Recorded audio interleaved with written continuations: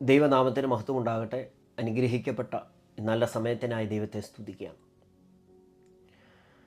ഒരു കലണ്ടർ വർഷം അവസാനിച്ച് മറ്റൊരു വർഷത്തിലേക്ക് പ്രവേശിക്കുന്നതിന് തൊട്ടുമുമ്പുള്ള നിമിഷങ്ങളിലേക്ക് നാം എത്തി നിൽക്കുകയാണ്.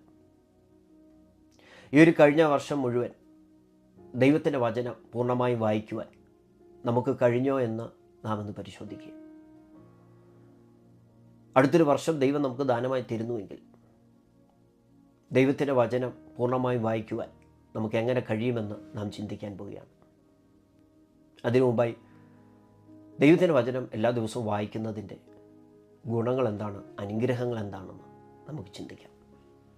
എബ്രായലേഖനം 4-ാം അധ്യായത്തിൻ്റെ 12-ാം വാക്യത്തിൽ ഇങ്ങനെ വായിക്കുന്നു: ദൈവത്തിൻ്റെ വചനം ജീവനും ചൈതന്യമുള്ളതായി ഇരുവായ്ത്തലയുള്ള ഏത് വാളിനേക്കാളും മൂർച്ചയേറിയതും പ്രാണനെയും ആത്മാവിനെയും സന്ധി മജ്ജകളെയും വേർവിടിവിക്കും വരെ തുളച്ചു ചെല്ലുന്നതും ഹൃദയത്തിലെ ചിന്തകളെയും ഭാവങ്ങളെയും വിവേചിക്കുന്നതും ആകുന്നു.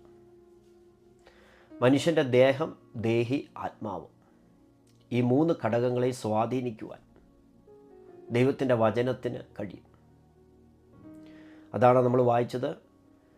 പ്രാണനെയും ആത്മാവിനെയും സന്ധി മജ്ജകളെയും, ദേഹം, ദേഹി, ആത്മാവ്, ഇതിനെ 3നെ സ്വാധീനിക്കാൻ കഴിയുന്ന ഒന്ന് ജീവനുള്ള, ജീവിപ്പിക്കുന്ന ദൈവത്തിൻ്റെ വചനമാണ്. ദൈവത്തിൻ്റെ വചനം ജീവനും ചൈതന്യമുള്ളതാണെന്നാണ് നമ്മൾ വായിച്ചത്. ജീവനുള്ളതാണ്.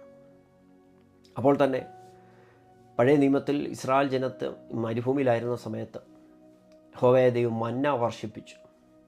പ്രഭാതങ്ങളിൽ മന്ന വന്ന് വീഴുമ്പോൾ ഓരോ പ്രഭാതങ്ങളിൽ അവർ പെറുക്കിയെടുക്കണം എന്ന് പറയുന്നത് പോലെ ദൈവത്തിൻ്റെ വചനം മന്നയാണ്. ഓരോ ദിവസവും നമുക്ക് ആവശ്യമായ ദൈവവചനം ദൈവം നമുക്ക് തരും. നമ്മളത് വായിക്കുമ്പോഴാണ് ആ ദിവസത്തെ ദൈവശബ്ദമായി ആ വചനം മാറുന്നത്. യേശു കർത്താവ് പ്രാർത്ഥന പഠിപ്പിക്കുന്ന സമയത്ത് നമുക്കറിയാം, മത്തായി സുവിശേഷത്തിൽ കർത്താവ് പ്രാർത്ഥിക്കുമ്പോൾ ഇങ്ങനൊരു വാചകം പറഞ്ഞു: ഞങ്ങൾക്ക് ആവശ്യമുള്ള ആഹാരം ഇന്ന് ഞങ്ങൾക്ക് തരണമേ. Give us today our daily bread. Bread എന്നുള്ള പദമാണ് പറഞ്ഞത്.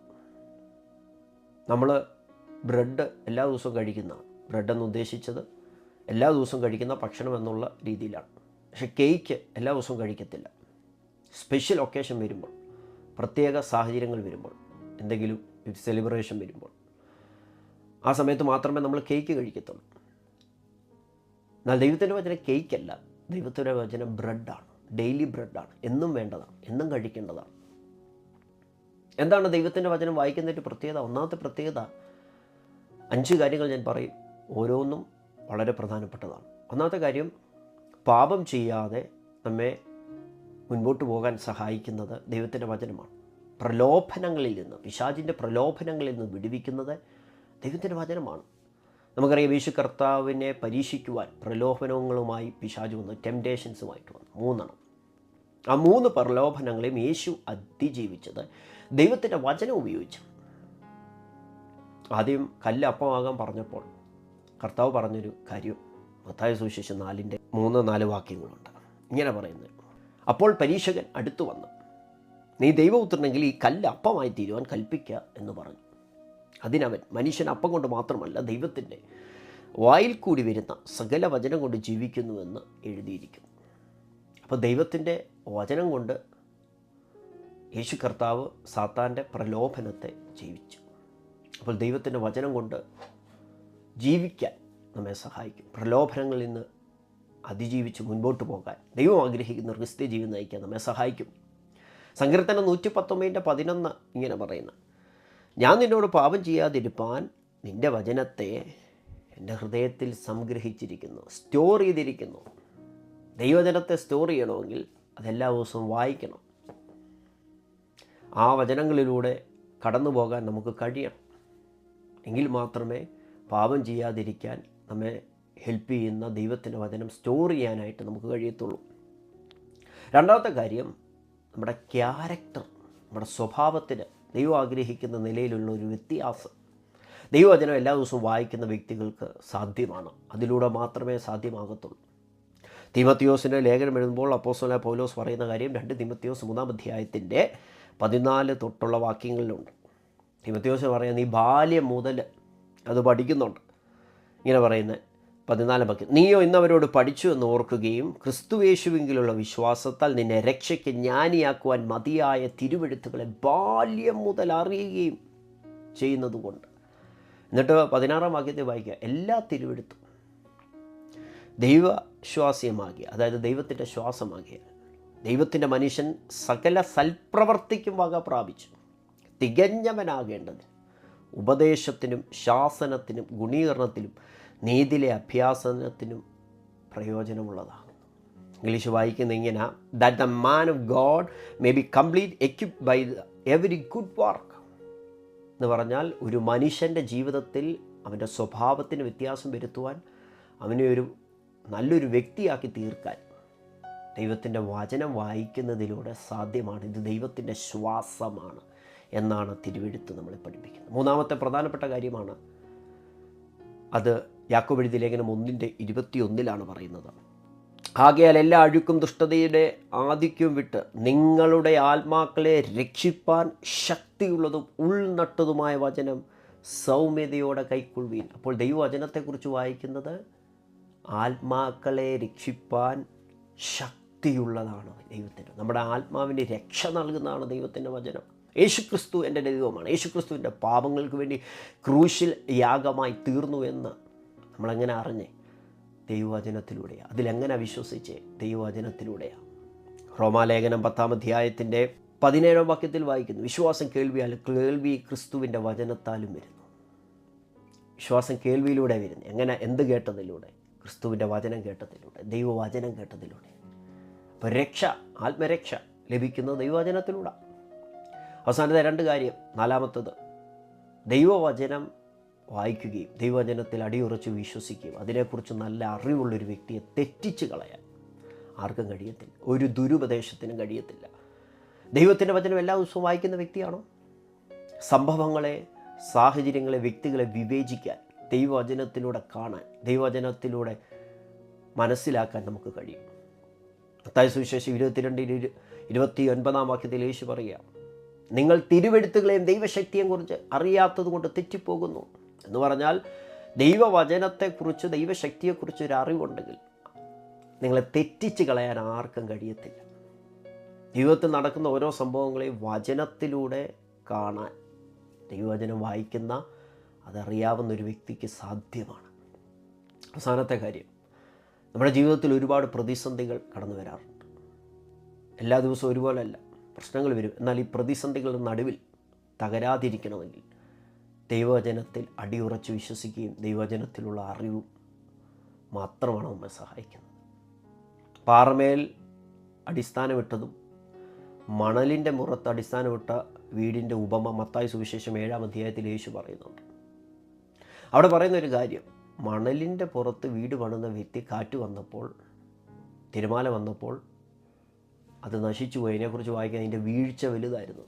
എന്നാൽ പാറമേൽ അടിസ്ഥാനമിട്ട വീടിൻ്റെ പ്രത്യേകത, കാറ്റടിച്ചു, വൻമഴ ചൊരിഞ്ഞു, പക്ഷെ അത് വീണില്ല. എന്താ കാര്യം? പാറമേലായിരുന്നു അതിൻ്റെ ഫൗണ്ടേഷൻ, അടിസ്ഥാനം. എന്നിട്ട് പറയുക, എൻ്റെ വചനം കേട്ട് ചെയ്യുന്നവൻ പാറമേൽ വീട് പണിത ബുദ്ധിയുള്ള മനുഷ്യനെ പോലെ.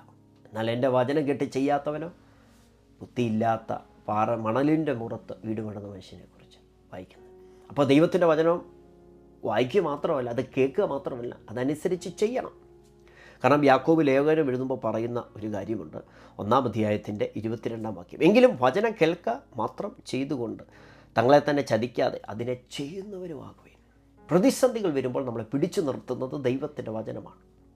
നിൻ്റെ വചനം എൻ്റെ കാലിന് ദീപവും എൻ്റെ പാതയ്ക്ക് പ്രകാശവുമാകുന്നു എന്ന് 119-ാം സങ്കീർത്തനത്തിൽ പറയുന്നു. ആകയാൽ പ്രിയമുള്ളവരെ, ഈ ഒരു പുതിയ വർഷത്തിലേക്ക് പ്രവേശിക്കുന്നതിന് മുമ്പ് തീരുമാനമെടുക്കുക. ആദ്യം വേണ്ടത് നമുക്കൊരു താല്പര്യമാണ്. നമ്മുടെ ഹൃദയത്തിലെ ആഗ്രഹങ്ങളെ സാധിപ്പിക്കുന്ന ദൈവം, നമ്മുടെ താല്പര്യം നിവർത്തിക്കുന്ന ദൈവം. ഇച്ഛിക്കുക എന്നും പ്രവർത്തിക്കുക എന്നതും ദൈവമല്ലോ തിരുവുള്ളം ഉണ്ടായിട്ട് പ്രവർത്തിക്കുന്നതെന്നാണ് ദൈവവചനത്തിൽ വായിക്കുന്നത്. അങ്ങനെയാണെങ്കിൽ ഒരാഗ്രഹം, ഈ മെസ്സേജ് കേൾക്കുമ്പോഴായിരിക്കും ഒരാഗ്രഹം ഉണ്ടായിരിക്കുന്നത്, എനിക്ക് ദൈവത്തിൻ്റെ വചനം വായിക്കണം. 2025 ദൈവം എൻ്റെ മുമ്പിൽ തരികയാണെങ്കിൽ ഈ പുതിയ വർഷത്തിൽ അവസാനിക്കുമ്പോൾ, കർത്താവിൻ്റെ വരവ് താമസിച്ചാൽ, എൻ്റെ ദൈവം എൻ്റെ ആയുസ് ദീർഘമാക്കിയാൽ അത് വായിച്ചു തീർക്കണമെന്നുള്ള ഒരു ആഗ്രഹം ഉള്ളിലുണ്ടാകും. 2, ഒരു തീരുമാനമെടുക്കണം. ഇനി പറയാൻ പോകുന്ന കാര്യങ്ങൾ വെച്ച് ദൈവത്തിൻ്റെ വചനം വായിക്കുമെന്നുള്ള ഒരു തീരുമാനം. എന്നിട്ട് ആദ്യത്തെ സ്റ്റെപ്പ് ഈ നിമിഷം തന്നെ എടുക്കുക. ദൈവത്തിൻ്റെ വചനം വായിക്കാൻ, ഒരു വർഷത്തെ മുഴുവൻ വായിക്കാൻ ഓരോ ദിവസം അനുസരിച്ചുള്ള ഷെഡ്യൂളുകൾ നമുക്ക് കിട്ടും.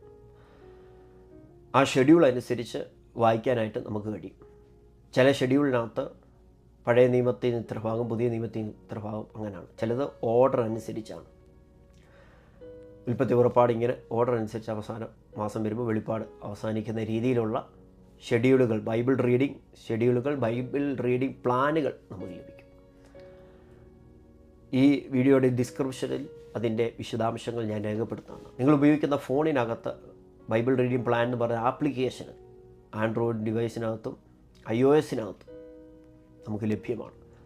അതനുസരിച്ച് ഓരോ ദിവസവും വായിക്കുന്നതിൻ്റെ പോർഷൻ അനുസരിച്ച് നമുക്ക് അത് രേഖപ്പെടുത്താൻ വളരെ എളുപ്പത്തിൽ നമുക്ക് കഴിയും. അതുപോലെ പ്രിൻ്റ് ഔട്ട് ചെയ്തെടുക്കുന്ന രീതിയിലുള്ള PDF-കൾ നമുക്ക് അവൈലബിളാണ്. ചില വ്യക്തികൾ എന്നോട് പറഞ്ഞിട്ടുള്ളൊരു കാര്യമാണ്, ദൈവവചനം വായിക്കുമ്പോൾ ശ്രദ്ധിക്കാൻ പറ്റുന്നില്ല. ഉദാഹരണത്തിന് പഴയ നിയമത്തിലെ ഒരു സംഭവം വായിച്ചു വരികയാണ്. അത് വായിച്ച് തുടക്കത്തിൽ മനസ്സിലായി, എന്നാൽ കുറച്ച് കഴിയുമ്പോൾ അവരുടെ ശ്രദ്ധ വിട്ടുപോയി, മറ്റു പല ചിന്തകൾ വന്നു. വായിക്കുന്നുണ്ട്, പക്ഷെ മനസ്സിലാകുന്നില്ല, ഗ്രഹിക്കുന്നില്ല, ശ്രദ്ധിക്കാൻ പറ്റുന്നില്ല, കോൺസെൻട്രേഷൻ മാറിപ്പോയിട്ട് അടുത്തൊരു അധ്യായം വരുമ്പോൾ കഴിഞ്ഞ അധ്യായത്തിൽ എന്താ വായിച്ചതെന്ന് അവർക്ക് മനസ്സിലായില്ല, ശ്രദ്ധിക്കാൻ പറ്റുന്നില്ല, കോൺസെൻട്രേഷൻ കിട്ടുന്നില്ല എന്നുള്ള കാര്യം പറയാറുണ്ട്. അതിന് ഒരു സൊല്യൂഷൻ എന്താണെന്ന് ചോദിച്ചാൽ, നമ്മൾ യൂട്യൂബിൽ ഒരുപാട് ഓഡിയോ ബൈബിൾ നമുക്ക് ലഭിക്കും. നിങ്ങൾ മലയാളത്തിൽ വായിക്കുന്ന വ്യക്തിയാണ്, ഇംഗ്ലീഷ് വായിക്കുന്ന വ്യക്തിയാണെങ്കിൽ അതനുസരിച്ചുള്ള ഓഡിയോ ബൈബിൾ കിട്ടും. ഇപ്പോൾ ഉൽപ്പത്തി തൊട്ട് വായിച്ചു തുടങ്ങുക. അപ്പം ജസ്റ്റ് ഒന്ന് സെർച്ച് ചെയ്യുക, അതിൻ്റെ ഈ വീഡിയോ ഡിസ്ക്രിപ്ഷൻ കൊടുത്തേക്കാം, ജെനിസിസ് മലയാളം ഓഡിയോ ബൈബിൾ.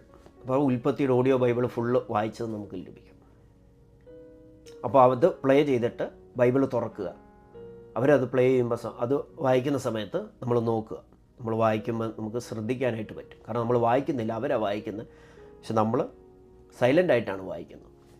എന്നിട്ട് നമുക്ക് ആവശ്യമുള്ളപ്പം അത് നിർത്തുക, ആവശ്യമുള്ള കാര്യങ്ങൾ അണ്ടർലൈൻ ചെയ്യുക, എഴുതിയെടുക്കുക. അങ്ങനെ നമുക്ക് ശ്രദ്ധയോടെ ദൈവവചനം വായിക്കാൻ പറ്റും. ജസ്റ്റ് ഒരു വർഷം മുഴുവൻ പേരിന് വായിച്ച് തീർക്കുകയല്ല, അത് മനസ്സിലാക്കി നമ്മളോടുള്ള ദൈവത്തിൻ്റെ ശബ്ദം ആ വചനത്തിലൂടെ നമ്മുടെ ആത്മാവിൽ നമുക്ക് മനസ്സിലാകാൻ വേണ്ടിയാണ് നമ്മൾ വായിക്കുന്നത്.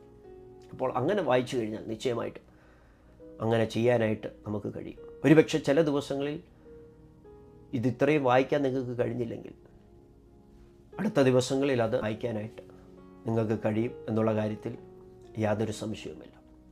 അങ്ങനെയാണെങ്കിൽ ഈ വീഡിയോ കാണുന്ന എല്ലാ പ്രിയപ്പെട്ടവരോടും പറയുന്നു, ദൈവത്തിൻ്റെ വചനം പുതിയ വർഷത്തിൽ വായിച്ചു തീരുവാൻ ദൈവത്തിൻ്റെ പരിശുദ്ധാത്മാവ് നിങ്ങളെ സഹായിക്കട്ടെ എന്ന് പ്രാർത്ഥിക്കുകയാണ്.